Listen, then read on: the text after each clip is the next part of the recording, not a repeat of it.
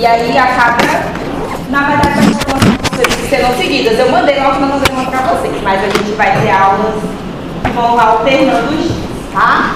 E daí, para quem não veio na primeira aula, a aula também está lá no Flash, tá bom? E o cronograma que vai cair na prova, daí, certo? Então, tá.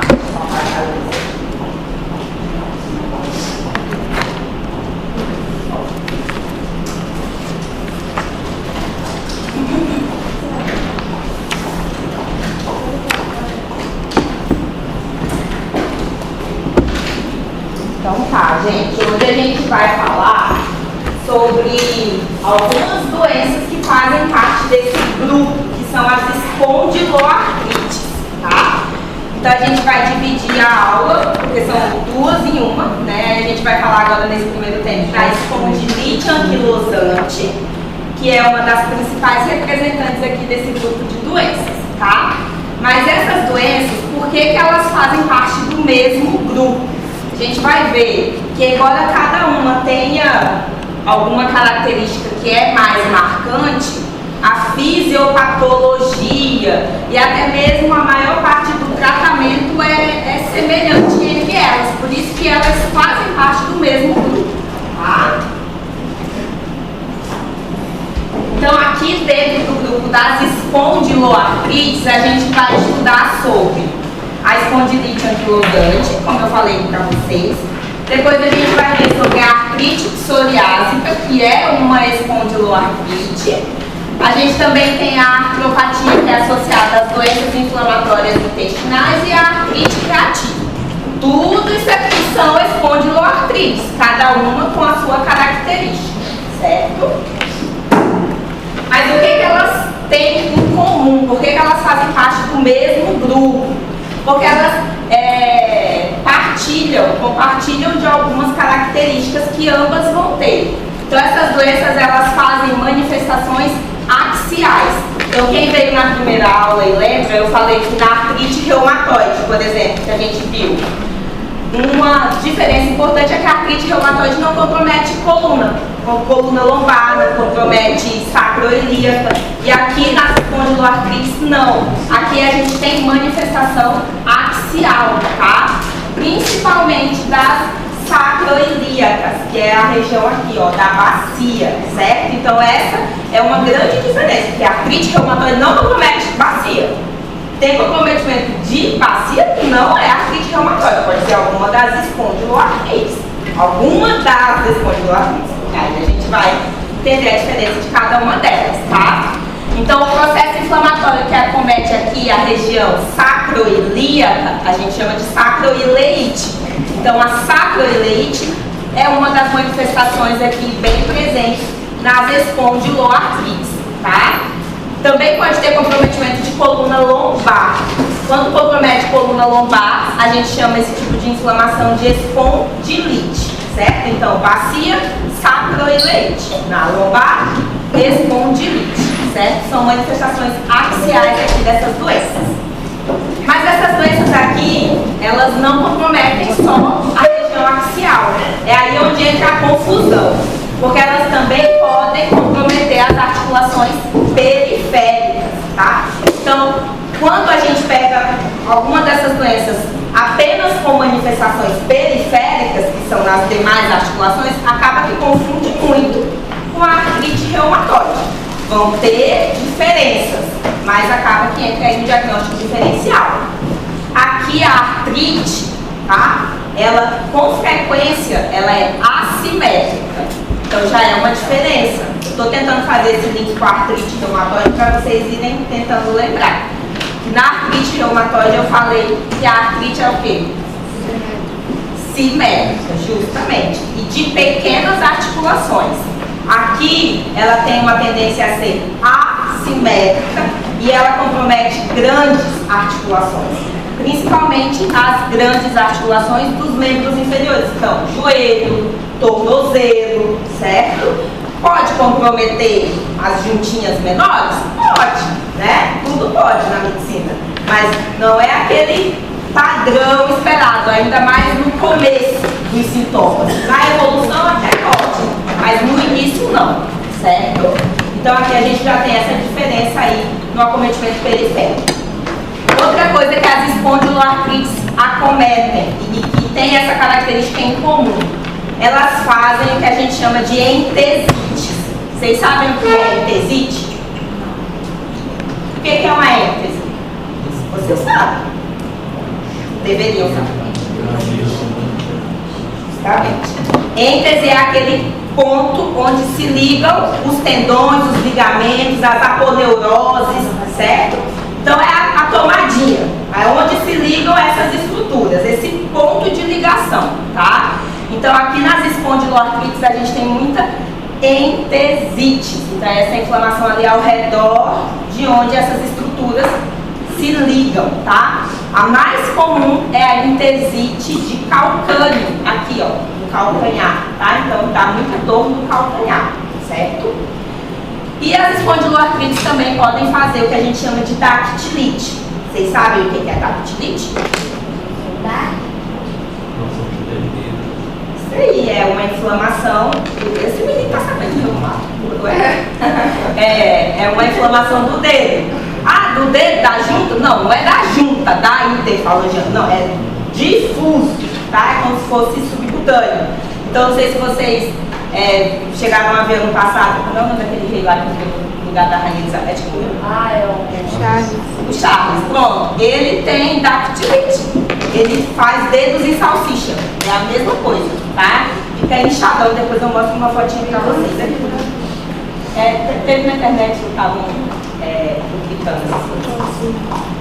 Certo? Então, essas características que eu falei aqui são as características que ambas aqui, as patologias, terão em comum. Mas agora vamos entender um pouquinho mais sobre cada uma delas, tá? Então, a gente vai começar falando sobre a espondilite anquilosante. Vocês já ouviram falar dessa doença?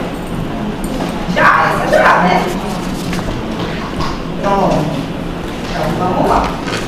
A espondilite anquilosante, então, ela é uma das espondiloartrites. E como todas as espondiloartrites, são doenças autoinflamatórias, autoimunes, crônicas, tá? Então, o processo inflamatório causado nas doenças aqui nas espondiloartrites pode se manifestar de forma sistêmica, porque ela é uma doença que tem um perfil, uma patogenia autoimune inflamatória.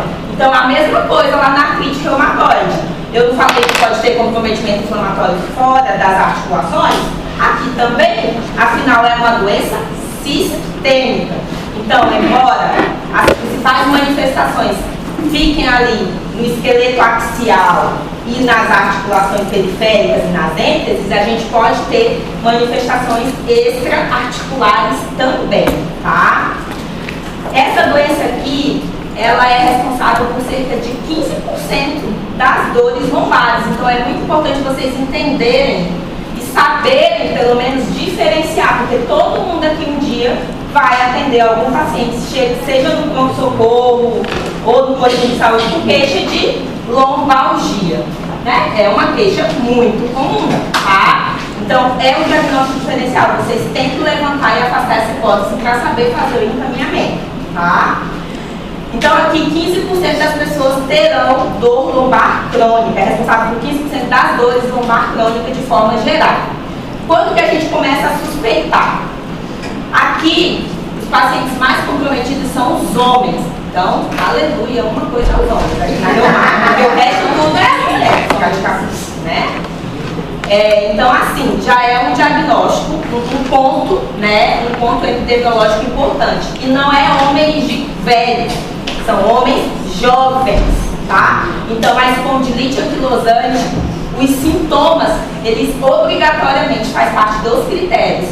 O sintoma de dor lombar inflamatória tem que se iniciar antes dos 40 anos, tá? Então, às vezes a gente vai pegar alguém, eu pego muito lá no consultório, às vezes uma pessoa com 60 anos, mas quando a gente conversa, a dor começou quando? Eu tinha 20 anos, 25, não foi feito diagnóstico, entendeu? Mas a dor começou antes dos 40 anos, certo? Então tem uma proporção aí de 3 homens para cada uma mulher, tá bom?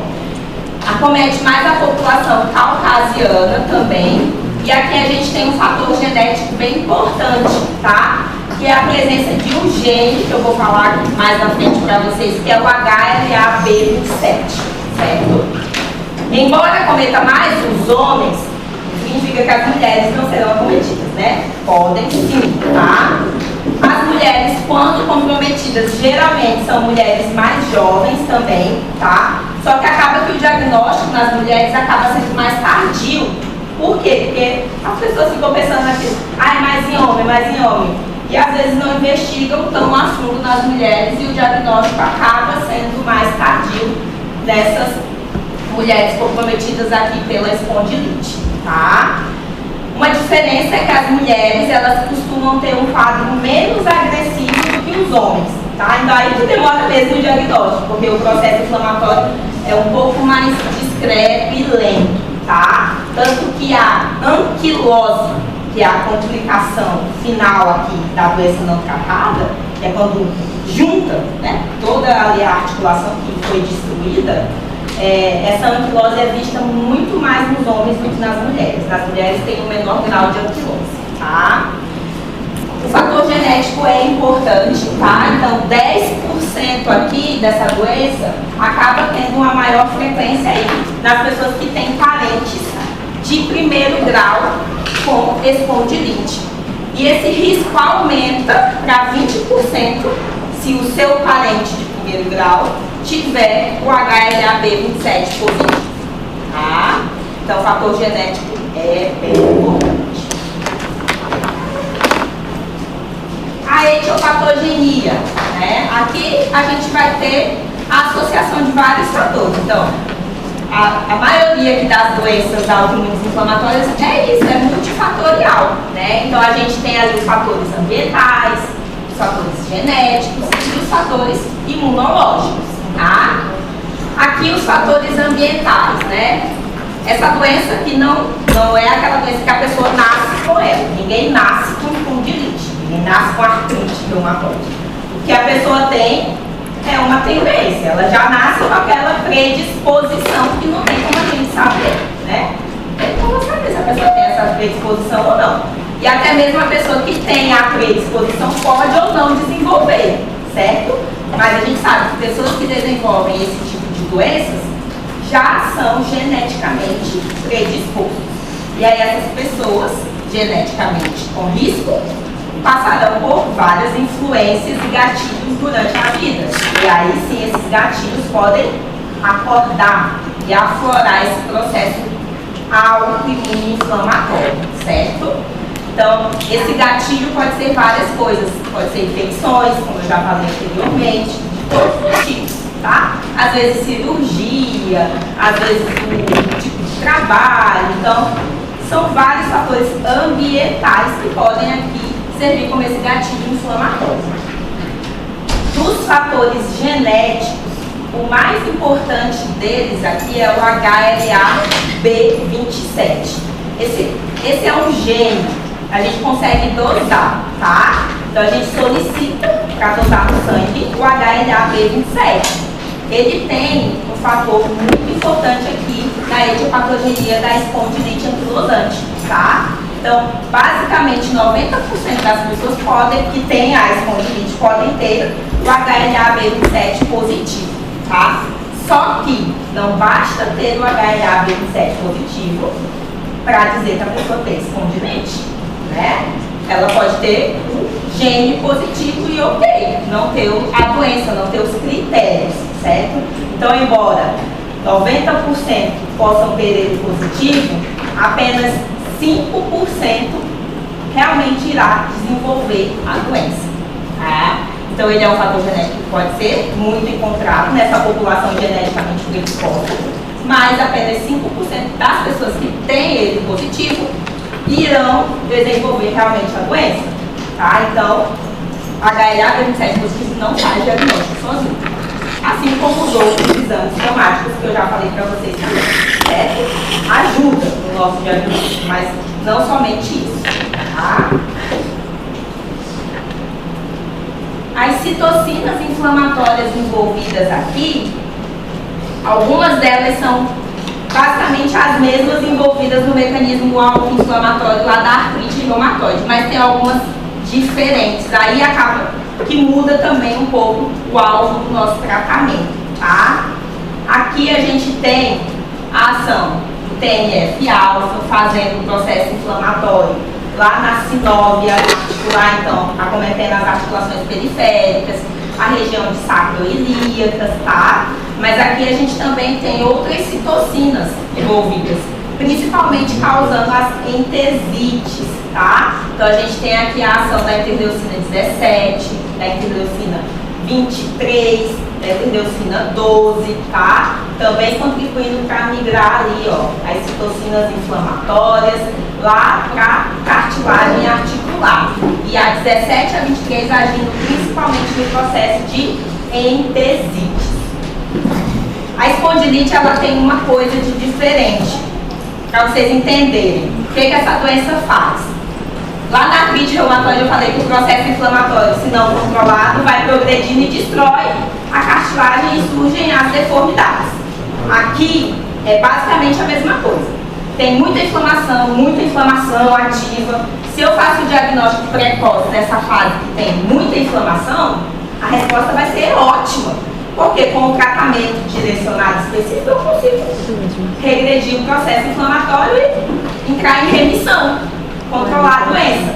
Mas se o diagnóstico é tardio, o que acontece? A inflamação, ela começa também a destruir o espaço articular. Então aqui na bacia, por exemplo, a gente começa a ter uma redução do espaço da articulação e o osso vai grudando um no outro, então faz muita anquilose aqui de sacroiliacas.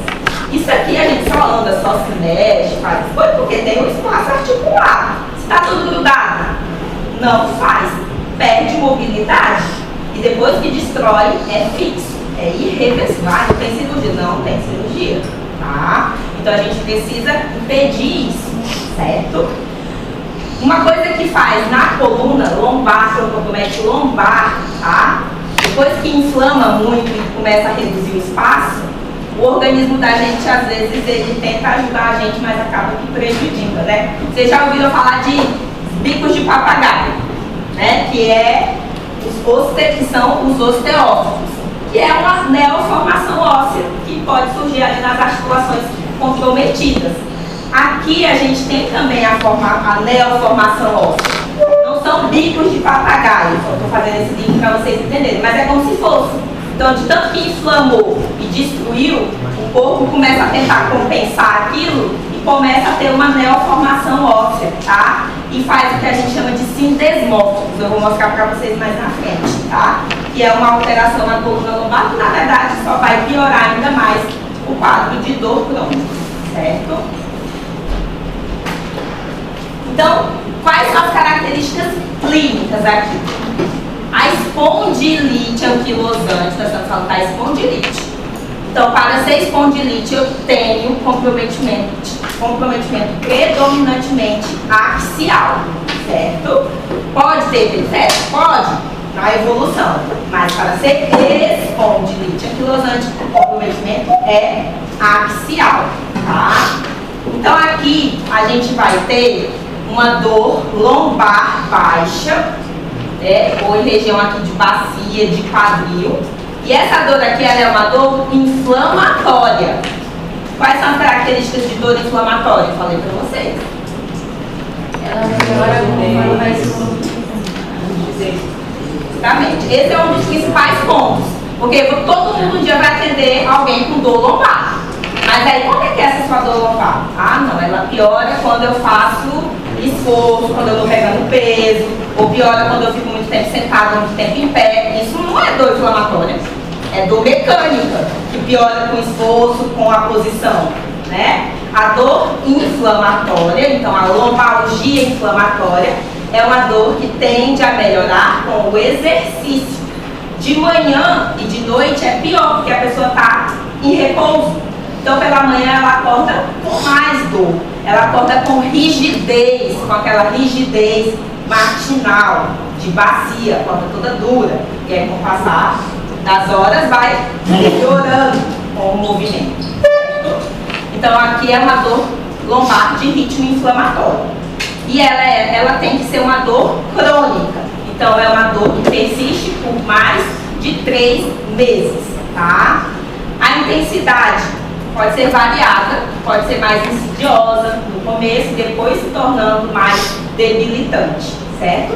E lembrar que piora de noite e pela manhã cedo, tá? A rigidez, como eu falei, é uma rigidez que tende a ser mais prolongada, então é mais de 30 minutos. É o contrário da mecânica, né? Acorda tudo ali, mas logo o gente ali já melhora, né? Aqui não, ela tende a ser mais que 30 minutos, mais que 1 hora, tá? A localização, né? A dor aqui, ela é mais da região lombar baixa, tá? Então, na maioria das vezes os pacientes referem dor lombar aqui, às vezes eles referem no glúteo, ou pode ser assim, ó, no quadril mesmo, tá? Então, às vezes a localização pode ser diferente. E ela pode ser unilateral, principalmente no começo, mais de um lado, intermitente. Só que depois, quando ela evolui, ela pode ficar, ela tende a ficar bilateral e persistente, certo? No exame físico, né? No exame físico, a gente observa que o paciente ele tem uma retificação aqui, ó, da lordose lombar. Todo mundo tem, é fisiológico, mas os pacientes eles têm uma tendência a fazer essa retificação, tá? E eles, no exame físico, a gente consegue fazer alguns testes, onde a gente observa a redução da mobilidade. E a redução da mobilidade, na maioria das vezes, já é um sinal de anquilose, né? Que já reduziu, já destruiu o espaço articular, já fez fibrose óssea, certo? Pode sim ter comprometimento periférico, ó, coloquei aqui no quadrinho, tá? Mas o comprometimento periférico, para ser espondilite anquilosante, ele pode vir, mas tem que ter o comprometimento axial associado, tá? E o comprometimento periférico, ele tende a ser mais quando essa doença começa na infância, porque pode ter espondiloartrite juvenil, tá? Que é início na infância e adolescência, certo? Aqui é só para diferenciar de novo, ó, as características que vão diferenciar aí o que é a lombalgia mecânica de lombalgia inflamatória, certo? Então, idade de início. Para eu pensar aqui em espondilite, tem que ter começado antes dos 40 anos, certo? A dor mecânica não, qualquer idade. Tem jovem que pode ter dor mecânica, às vezes um pedreiro, alguém que faz trabalho esforço, né? O início aqui na inflamatória, ele tende a ser insidioso. A mecânica não, é aguda. Às vezes a pessoa ela consegue relacionar, eu peguei tal peso, depois daquele dia minha coluna está doendo, né? A duração dos sintomas, aqui na inflamatória é crônica, é mais que 3 meses, tá? A rigidez matinal é prolongada, é mais que 30 minutos. A dor noturna é presente, é pior de noite e de manhã, como eu falei para vocês. Ela tende a melhorar com o exercício físico. A dor aqui nas sacroiliacas é frequente, tá? Com o passar do tempo, pode ter redução da mobilidade ali da coluna lombar em todos os planos.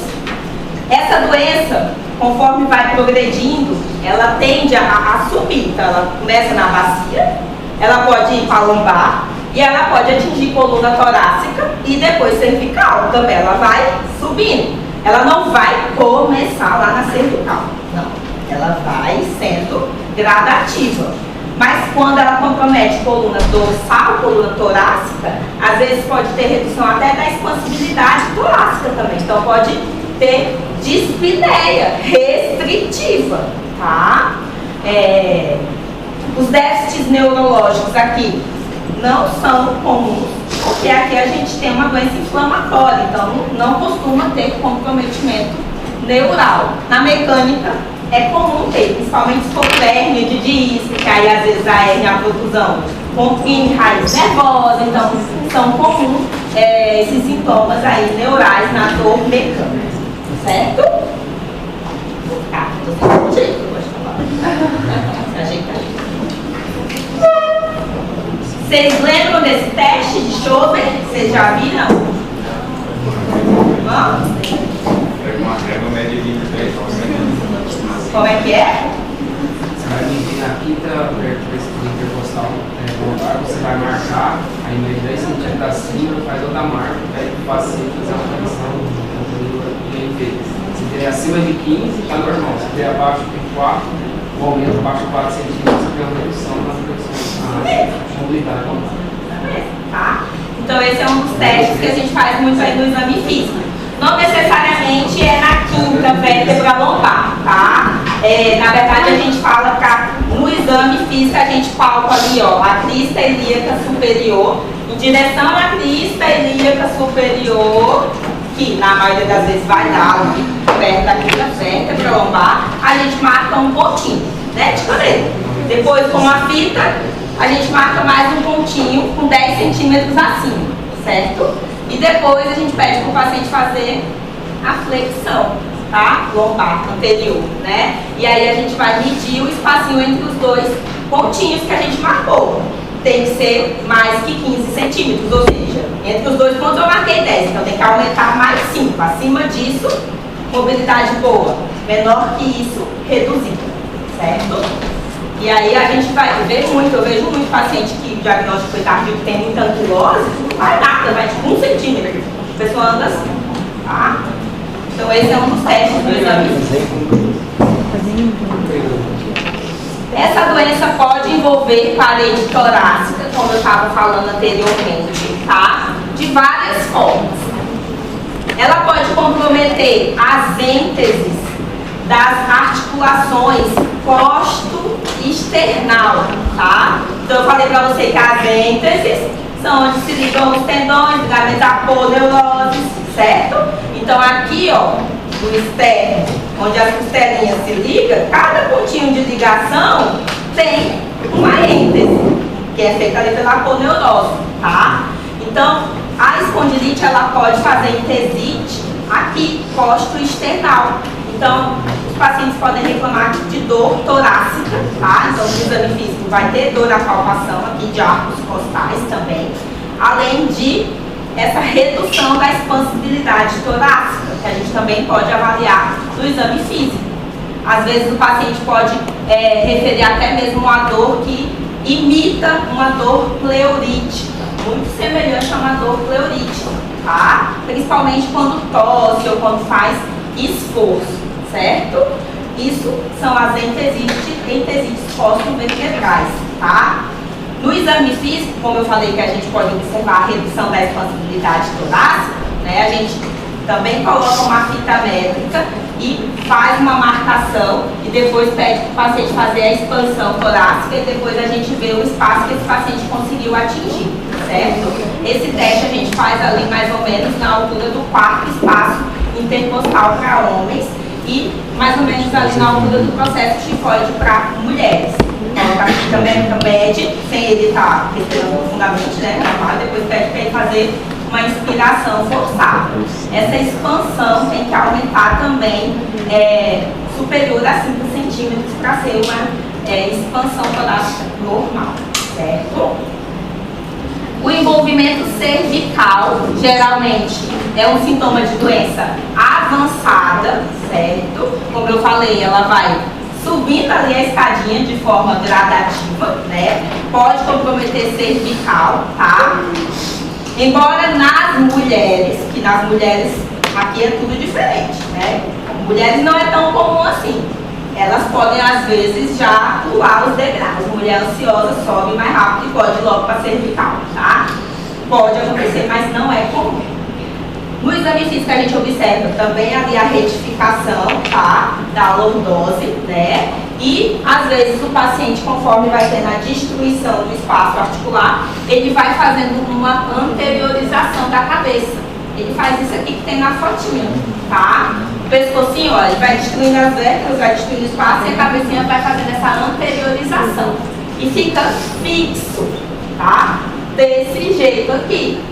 Vou até mostrar no final para vocês, o paciente clássico faz uma postura do esquiador, tá? Vou mostrar a fotinha para vocês no final. E o pescocinho fica desse jeito aqui, ó. Quando a gente vai examinar ele, que peço para deitar na maca, se a pessoa deita, ó, o pescoço não encosta, tá? Às vezes tem que colocar uns 4, 5 travesseiros. Fica fixo, certo? Pode ter comprometimento de ombros e de quadris, tá? Ombros e quadris fazem parte das articulações axiais aqui. É como se fosse cintura escapular e cintura pélvica, tá? Então elas entram aqui como manifestações axiais também. E elas podem acontecer aí em 50% desses pacientes, tá? E aí a gente pode ter deformidades ali também no quadril para fazer flexão, tá? Para fazer rotação. Isso, quando tem comprometimento de quadril mesmo, articulação coxo-femoral, não é bacia. Isso aqui é uma manifestação grave dessa doença, tá? E nos ombros também pode ter destruição do espaço articular, também pode fazer ankilose e limitar toda essa movimentação aqui dos membros superiores, certo? Como eu falei, pode fazer comprometimento periférico, pode, tá? Mas para ser espondilite anquilosante tem que ter axial também, né? Mas o periférico, quando ele vem em conjunto, é um quadro óligo-articular. O que é óligo-articular?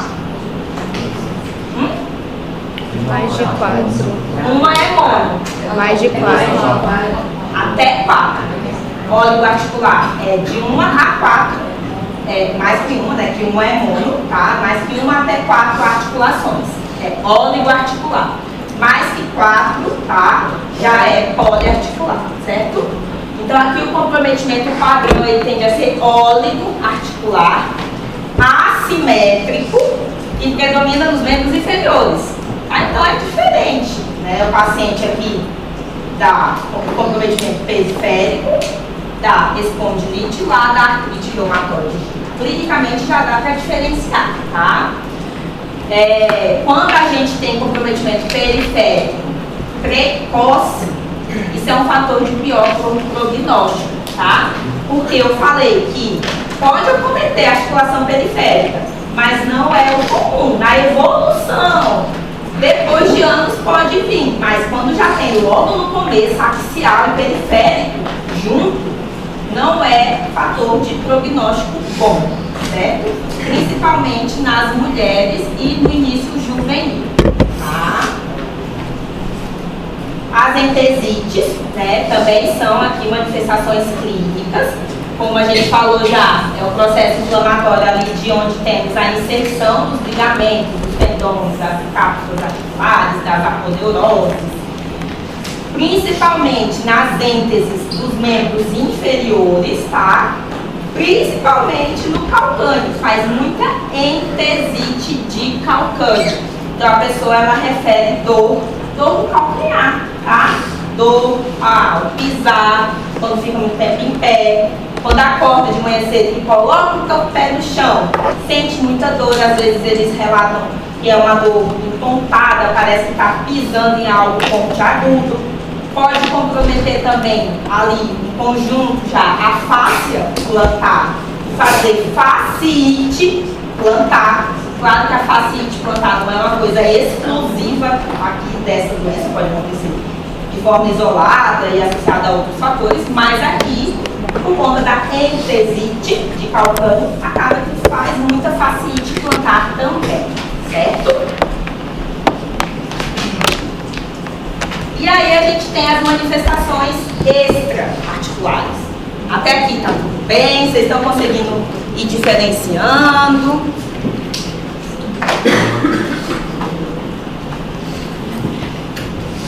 Então aqui dentro das manifestações extra-articulares, a principal de todas é a uveíte anterior aguda, tá? A uveíte anterior aguda, na maioria das vezes, 30 a 40% desses pacientes que fazem uveíte, eles têm HLA-B27 positivo, tá?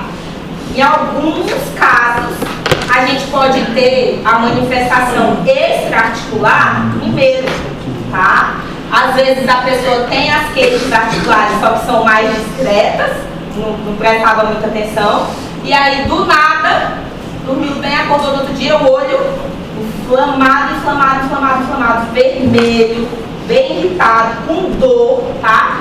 Então, uma inflamação súbita. Aí a pessoa vai aonde? No oftalmo, né? O oftalmo vê, examina, detectou uma uveíte anterior aguda, tá? Aparentemente a pessoa diz que não tem doença nenhuma. Então, o oftalmo quase 100% das vezes manda esse paciente para o reumato investigar. Então, eu tenho muito paciente que veio, não porque ele veio por conta da dor, porque às vezes da dor ele tem, presta atenção, veio encaminhado pelo oftalmo para investigar a uveíte anterior aguda, certo? Então, às vezes, essa manifestação, ela pode vir de forma mais importante, né? Como manifestação principal aí dessa doença, tá? Então, aqui lembrar que a principal manifestação extraarticular da espondilite anquilosante é a uveíte anterior aguda. Quem lembra qual que é a manifestação extraarticular principal da artrite reumatoide? Nódulos reumatóides, tá? Aqui é a uveíte anterior aguda. E 90% deles terão HLA-B27 positivo, tá? Então, tipicamente, esse paciente vai ter um quadro que tende a ser unilateral, uma uveíte unilateral, tá? Que pode se tornar recorrente, várias crises, né? E aí os sintomas vão incluir ali aquela hiperemia, dor, visão borrada, o olho fica lacrimejando, pode fazer fotofobia, tá? Esse paciente a gente vai precisar encaminhar para o oftalmo, se não for o oftalmo que encaminhou para a gente, eu vou ter que encaminhar para o oftalmo, porque ele vai ter que fazer o exame oftalmológico, certo? Vai fazer lá o exame com a lâmpada de fenda, tá? E vai detectar aí essa uveíte para a gente trabalhar em cima disso, certo? Na maioria das vezes responde bem, tá? Resolve ali em algumas semanas com um tratamento tópico mesmo, com um tratamento ali com colírio. Mas às vezes a gente pode ficar tendo um quadro recorrente. E aí pode fazer até sinéquias, pode complicar com catarata, aumentar a pressão do olho, e aí só pipoca, certo? Pode acontecer uveíte posterior, tá? Pode. Mas a uveíte posterior geralmente é mais associada à espondiloartrite com doenças inflamatórias intestinais.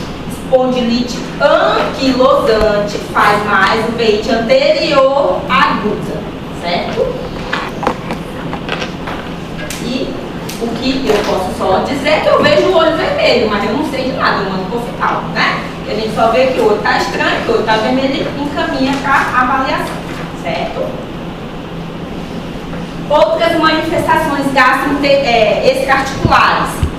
Podemos ter aqui manifestações gastrointestinais, tá? Então, até 50% dos pacientes podem fazer inflamação ali de ilho, de septo, tá?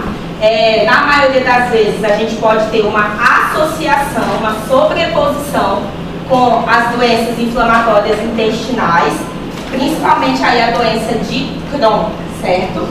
E esse processo inflamatório intestinal, na maioria das vezes, quando tem comprometimento intestinal, a gente tem muito comprometimento articular periférico. Então faz muita artrite periférica. E às vezes pode até fazer erosão. E também tem associação com artrite de quadril, tá? Inflamação do intestino. Pode fazer comprometimento cardíaco, tá vendo que tudo pode, né? Então o povo às vezes não se liga. Mas aqui a gente pode ter, principalmente no paciente que é HLA-B27 positivo, tá? A gente pode fazer aqui distúrbio de condução, então pode fazer bloqueio atrioventricular, pode fazer BAVT, tá? E essas manifestações elas podem ser encontradas ali de 1 até 9% dos casos, principalmente nos HLA-B27 positivos, tá? A gente pode ter comprometimento de válvula, tá? Principalmente aórtica. Então faz muita aortite, tá? Então 2 a 10% dos pacientes que têm ali regurgitação de aórtica podem fazer aortite, tá? Principalmente na doença prolongada, tá? Pode comprometer pulmão, tá? De várias formas, né? Então pode fazer aqui um espessamento de pleura, tá? Pode fazer o micetoma, não é muito sintomático, às vezes essas alterações são achadas mesmo nos exames de imagem. Mas o que mais pode acontecer é o comprometimento ali das articulações costocondrais, tá? E de esternocostais, né? Quando inflama ali essas ênteses das costelas, como eu expliquei para vocês, e que pode complicar, pode fazer anquilose, reduz expansibilidade torácica, a pessoa vai reclamar de dispneia, certo? Paciente com dispneia, quando a gente está investigando, faz parte da avaliação a gente pedir uma espirometria. Vocês estão tendo que pedir um já? Pronto. Então a gente pede a espirometria, né, para avaliar se o distúrbio é um distúrbio restritivo, obstrutivo. E aqui é um distúrbio restritivo, porque é por restrição da expansibilidade torácica, certo? Então pode realmente fazer um comprometimento ventilatório restritivo, mas não é por comprometimento de parênquima pulmonar, é da estrutura que está ali anquilosada ou inflamada, certo? O diagnóstico e a classificação. Então aqui na Reumato, praticamente todas as nossas doenças, a gente tem critérios. A gente não vai fazer o diagnóstico aqui da cabeça, do nada, certo? Então a gente vai ter aqui a junção de aspectos clínicos, epidemiológicos, exames laboratoriais, exames de imagem, tudo isso a gente avalia em conjunto para ver a probabilidade aqui desse diagnóstico, certo? Dos exames laboratoriais, tá? Aqui a gente pode observar aumento dos reagentes de fase aguda, que são aquelas provas inflamatórias, tá? VHS e PCR, certo? Que nós também já vimos.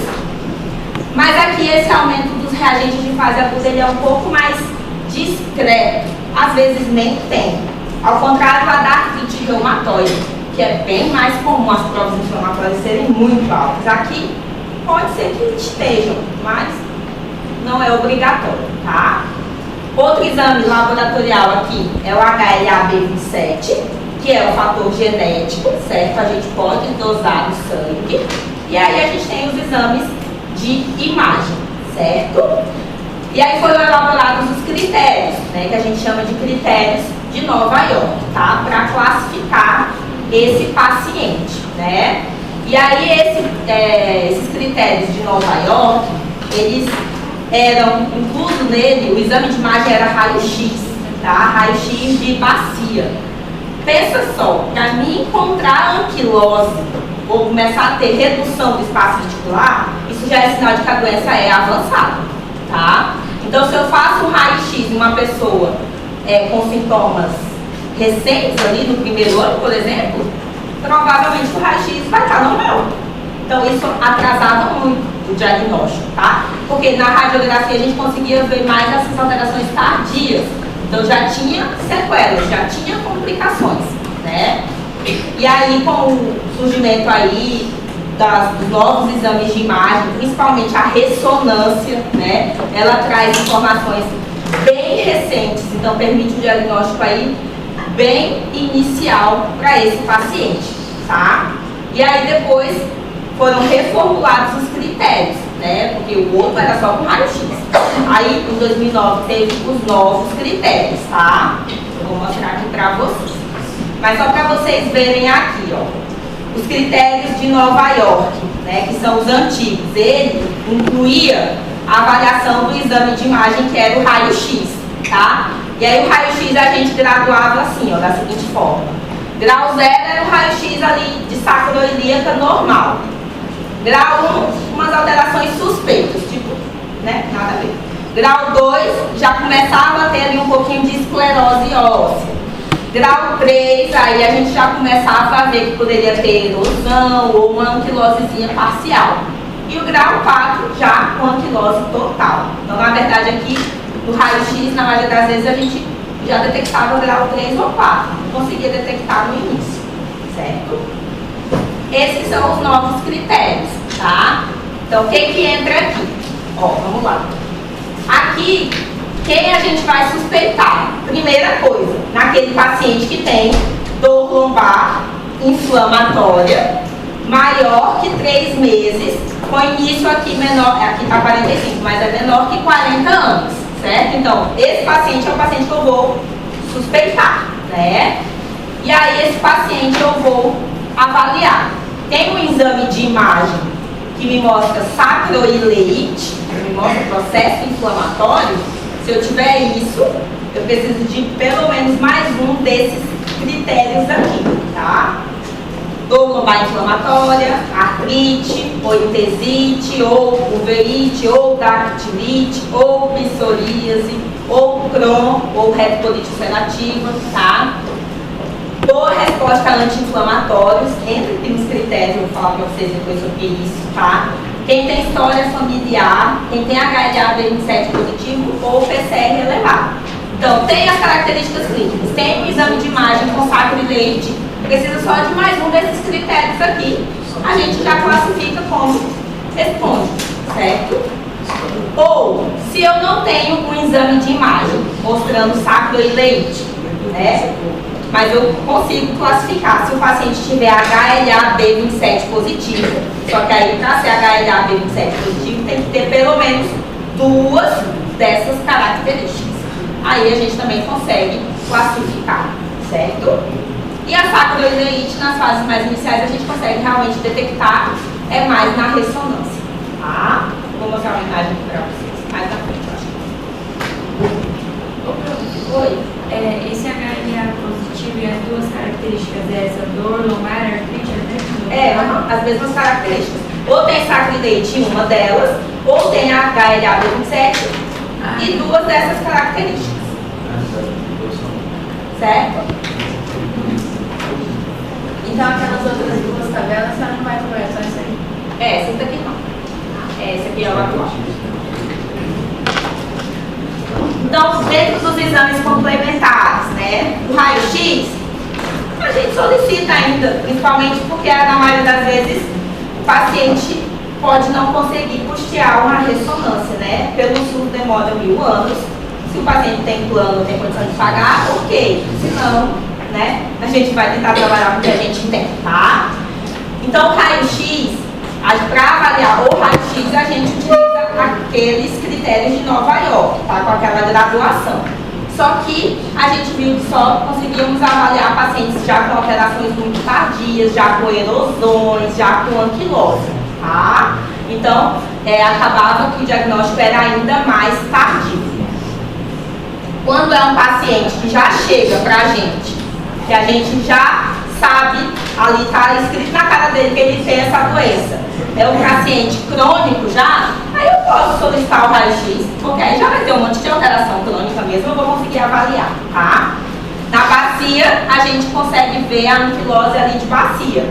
E na coluna lombar, como eu falei pra vocês, vou até mostrar aqui, a gente pode ter a formação dos sindesmófilos, que é como se fossem os osteófitos lá, só que aqui são sindesmófitos, é uma calcificação do ligamento longitudinal, tá? Anterior aqui da coluna. E aí ele faz uma imagem, ó, é isso aqui. Estão vendo aqui onde tem a setinha, ó? Cada setinha dessa tem uma pontezinha entre uma vértebra e outra, ó. Isso aqui não é para existir, né? Isso aqui tinha que ter um espaço livre. O que que acontece? Vai fazendo uma neoformação óssea, vai juntando, calcificando esse ligamento aqui longitudinal e vai juntando um na outra. Isso são os sindesmófilos. Isso aqui faz uma coluna com aspecto de coluna em bambu. Olha, a anterior, a X anterior. Isso aqui, ó, ligou um sindesmófito no outro, tá? Isso aqui é o comprometimento já da coluna lombar avançadíssimo, certo? Coluna em bambu. Aqui, nesse raio-x da sacroiliaca, tá? Aqui a gente observa o quê? Ó, aqui a gente observa que a gente tem uma redução importante do espaço, vocês estão vendo? Aqui tem um mísero espaço, aqui tem mais nada, aqui já grudou tudo. Isso aqui tem que ter um espaço. Olha aqui a língua, mais nada, tinha que ter, ó. Olha aqui, tá tudo já grudado. Aqui já tem anquilose, né? Importante, certo? Aqui são os sindesmórficos, como eu falei para vocês. Aqui já é um raio-x grau 3 para 4, né? Com aqueles critérios. Tempo de evolução para chegar nessa fase? Muitos anos. Anos mesmo, mais que 5 anos, 10 anos, tá? Isso aqui é coisa tardia. Tem muito paciente, eu tenho muito paciente que ficou com ortopedista, o ortopedista não encaminhava, tá? E aí já chega todo anquilosado. Perdeu o time do tratamento. Isso aqui não volta. Tá? Aqui é o esporão, vocês estão vendo, né? Só que aí o que acontece aqui nesse esporão, ó? Aqui, ó, esporão, tá vendo? Ossinho aqui, ó.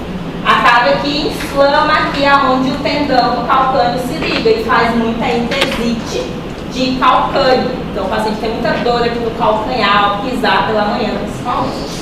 Tá? E aqui, ó, é a ressonância, como que nos ajuda. Claro que eu vou colocar uma imagem aqui também que qualquer um vê, né? Mas, vocês estão entendendo. O que a gente observa na ressonância? Quando a gente pede uma ressonância de sacroiliacas, eu sempre peço 3 tipos de imagem, tá? Eu quero imagem T1, T2 e STI, que a gente fala, que é quando faz supressão de gordura, tá? Em T1, tá? O líquido, ele fica escuro. A gente vai ver escuro. Em T2, o que tem líquido, ele brilha, tá? E o STI, que é quando suprime a gordura, é para ver ainda mais onde tem só o líquido mesmo, né? Para diferenciar ainda melhor ali da gordura do subcutâneo, tá? Então aqui a gente tem uma ressonância em T2. Então tá bem nítido aqui, ó, onde tá brilhando, né? Vocês estão vendo? Aqui a gente tem uma esclerose óssea. Quando brilha é esclerose óssea, tá? Então aqui a gente tem uma inflamação bem importante, uma sacroileite. Então tá no hipersinal em T2, tá brilhando em T2, certo? Se fosse aqui uma imagem em T1, onde está brilhando, ia estar escuro, mais escuro ainda, certo? Então aqui a gente tem uma sacroileite bilateral com edema de medula óssea importante, certo? Visto por esse hipersinal. Então a ressonância dá para ver alterações bem iniciais, certo? Deixa eu ver. Isso daqui, eu vou só falar, mas eu preciso vocês se atentarem. São algumas variáveis que a gente utiliza para avaliar a atividade de doença, tá? Então tem algumas tabelas que ajudam a gente a fazer uma mensuração desse grau de comprometimento desse paciente. Se a gente vê ali na maioria das vezes pelo próprio exame físico, a gente vai perguntando para o paciente quanto tempo tem a dor, a intensidade da dor e vai pontuando para poder aí avaliar essa atividade de doença, tá? Mas aí vocês não precisam saber dessa parte não, certo? Isso aqui, ó, um dos índices que a gente usa no exame físico para avaliar são o BASME. O BASME é no exame físico, tá? E no BASME entra aquele teste de Schober, tá? Que eu expliquei para vocês. Mas tem outros testes também, né? A gente consegue avaliar rotação cervical, tá? A gente consegue avaliar também flexão lateral, tá? Distância intermaleolar. Então, tudo isso a gente vai com a fita métrica avaliando no exame físico para ver ali restrição de mobilidade. Mas esse é mais para vocês saberem. E o tratamento, tá? O tratamento, claro, que vai ser individualizado, né? E o nosso primeiro objetivo aqui é melhorar a dor, claro, mas é melhorar ali a mobilidade, prevenir complicações, prevenir a anquilose, certo?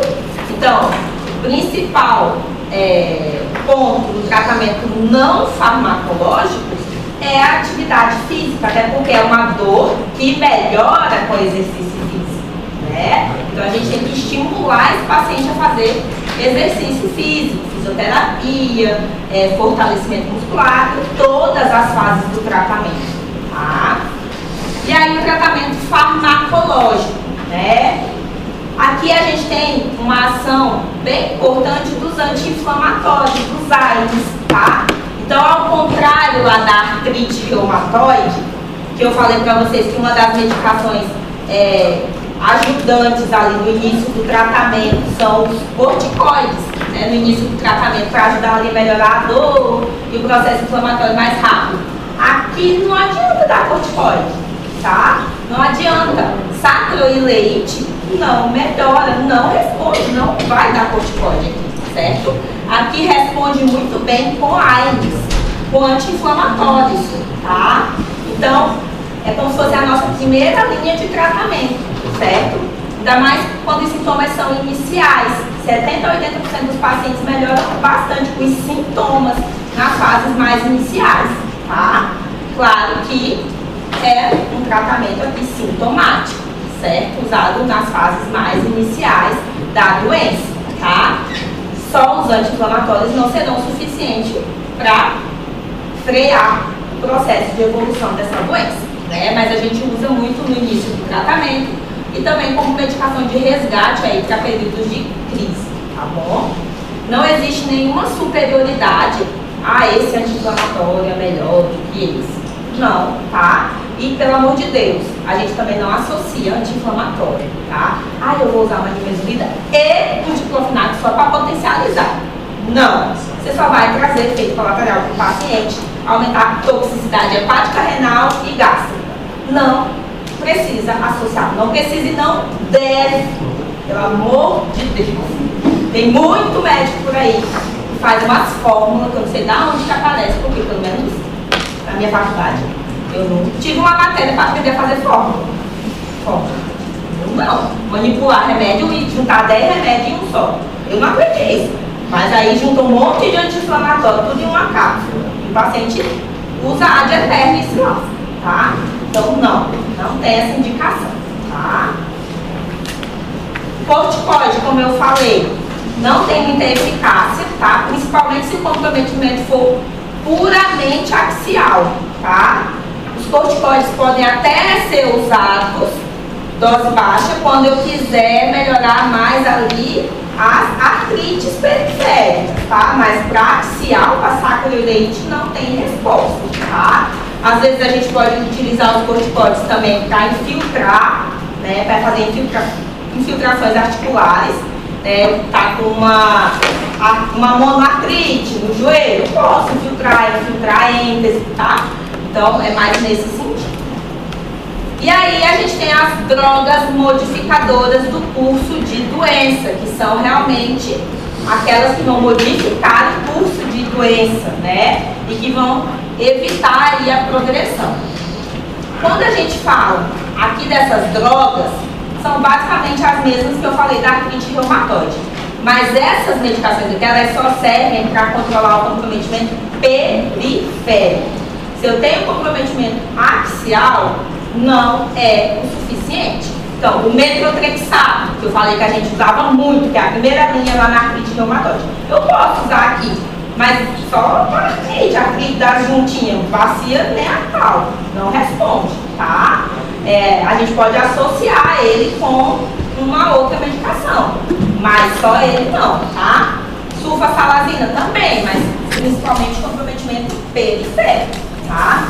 Se eu tenho comprometimento axial, né, a gente precisa de iniciar os imunobiológicos. Então, comprometimento axial, espondilite axial, a gente trata com imunobiológicos. Se precisar associar um metotrexato porque está fazendo artrite, pode. Mas a base aqui são os imunobiológicos, tá? E aí tem vários, né? Tem aqueles anti-TNF, que são basicamente os mesmos que podem ser usados na artrite reumatoide, tá? Mas tem outros, né? Outros que vão agir em outras interleucinas. Então, tem um que age inibindo a interleucina 17, que eu falei que aqui na espôndilo é muito importante, tá? Tem os inibidores de interleucina 22 e 23, então tem uma diferençazinha. E em relação ao prognóstico, tá? Essa doença é uma doença que, se a gente faz o diagnóstico rápido, Esse?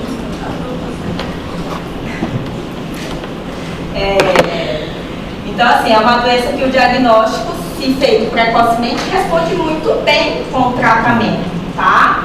Mas, nos casos tardios, né, e quando temos aqui alguns indicadores de pior prognóstico, a gente tem que ficar mais atento. O que indica pior prognóstico? Então, paciente que faz artrite coxo-femoral, isso é um fator de pior prognóstico. Paciente que faz dedos em salsicha, tá, que é a dactilite. Paciente que não responde bem no início com os anti-inflamatórios, tá, porque melhora muito com os anti-inflamatórios. Se não melhora com os anti-inflamatórios no começo, não é legal. Paciente que mantém aí o VHS persistentemente alto, acima de 30, tá? Paciente que já tem limitação de mobilidade, que faz comprometimento articular periférico e nos que começaram os sintomas antes dos 16 anos de idade e naqueles que também têm má adesão ao tratamento. Esses são os fatores que conferem pior prognóstico e mais probabilidade de complicações, certo?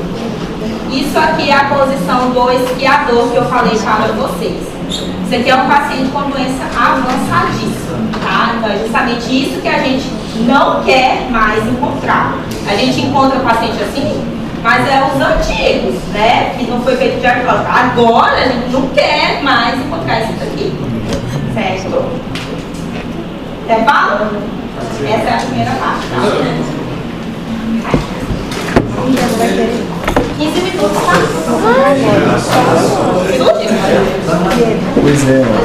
Se quiser a cabeça, só vai piorar. Você vai pagar? Que tem de sabor? Você quer comprar aí? Tem uma lojinha também.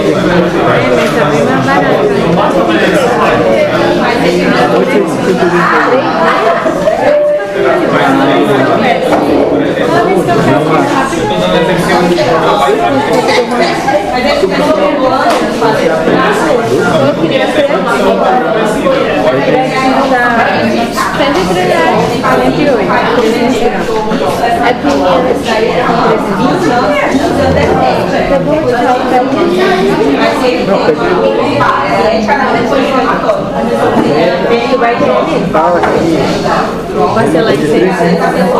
O quê?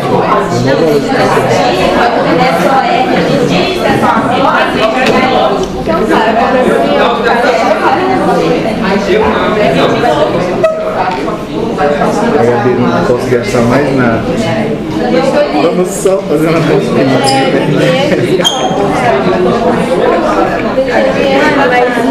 Mas é porque eu acabei de pagar minha conta. Já quer